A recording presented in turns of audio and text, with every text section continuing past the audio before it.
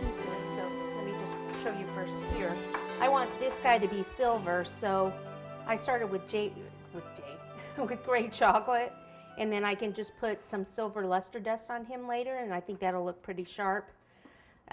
This one here on the horse, I've done it two ways to see what I like better. He's actually on the horse, so his armor would be silver, but then he's got this, which I'm imagining would be the fabric coming down here and on the bottom of the horse. And first I did it in the gray, but then I thought, well, you know, I probably want that to be red or something that would stand out more.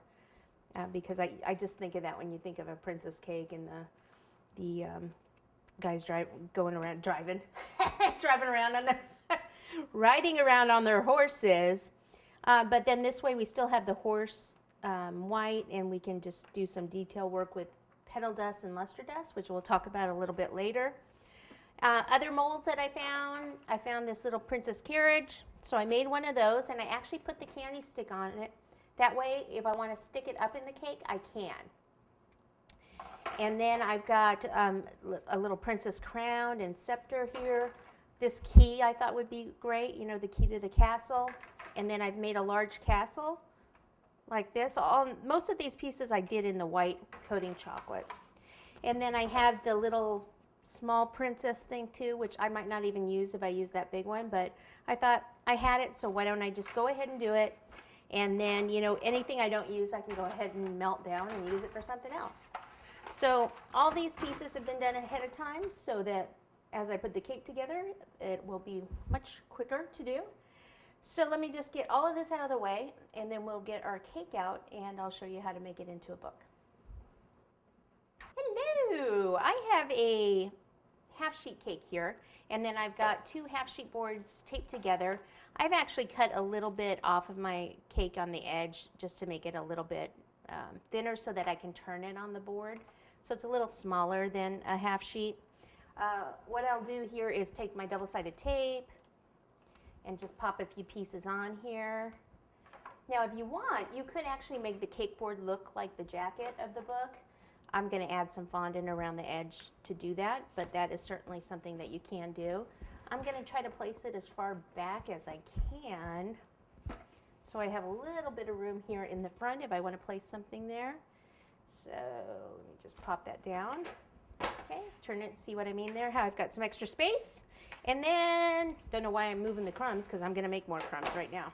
So this part was trimmed up very nicely. This over here on this side wasn't. So let me go ahead and trim this.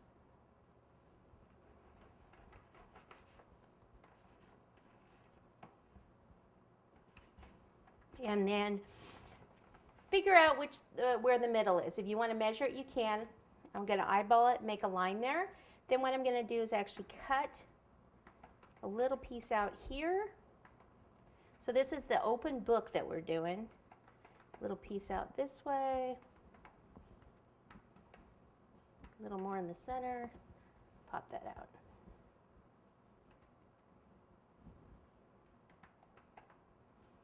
Now on the sides, what I want to do is cut at an angle. So I'm going to cut a little piece off here.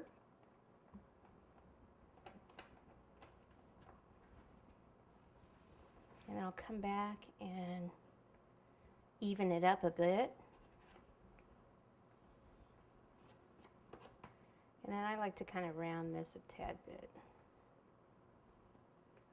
I want it going a tiny bit more in the middle.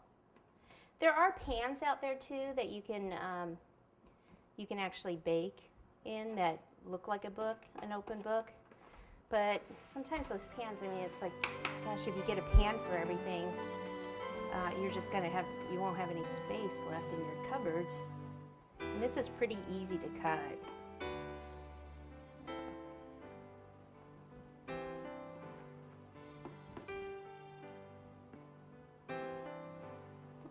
So that should work out fine.